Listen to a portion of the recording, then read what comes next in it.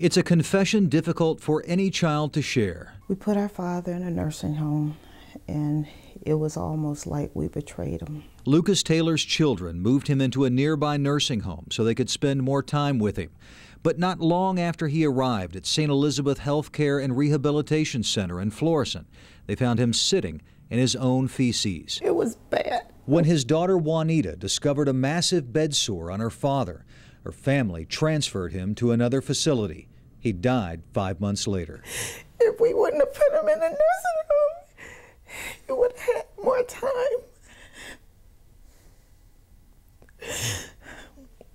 A doctor who reviewed the case for the Taylor's attorney wrote that based on a reasonable degree of medical certainty, St. Elizabeth's lack of care contributed to Mr. Taylor's death.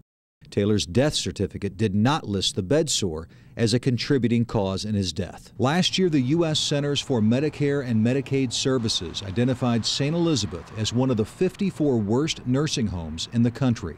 An agency spokeswoman says the home has been in substantial noncompliance for a long, long time. St. Elizabeth's owners also claim the home has been losing money. So News 4 Investigates took a deeper look at St. Elizabeth's and its corporate owner SW Management, which is based out of this building in a northwest suburb of Chicago.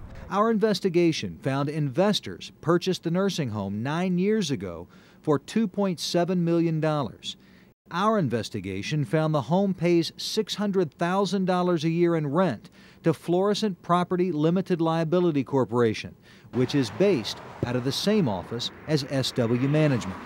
According to corporate records, St. Elizabeth paid SW Management $120,000 in management fees and another $120,000 in home office costs.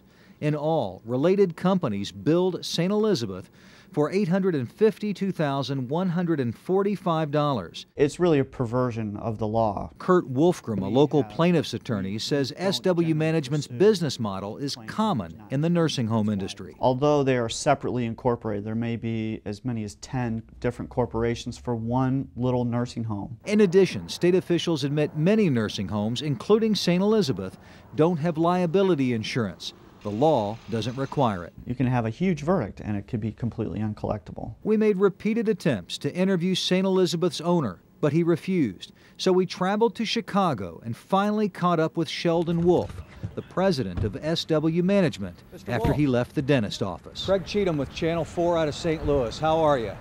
Inappropriate. I'm sorry. I just want to talk to you about the nursing home in Florissant. I have no comment right now. Why can't you talk to us about St. Elizabeth? Wolf's company owns 15 nursing homes, including facilities in Caseyville, East St. Louis, and Cahokia. Why don't you talk to us about the ownership of the home? I can. In April, 12 deficiencies?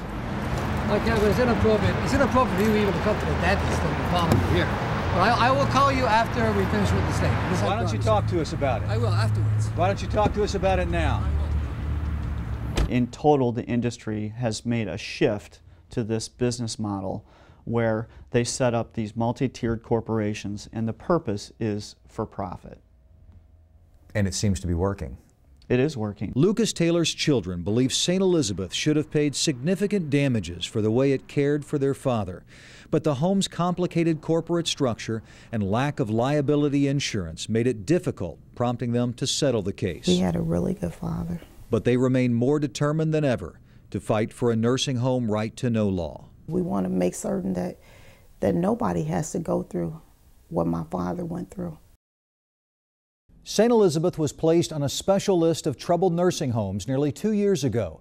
Due to its ongoing problems, the home will soon lose federal reimbursement money for Medicaid and Medicare patients, which means St. Elizabeth will probably be forced to close.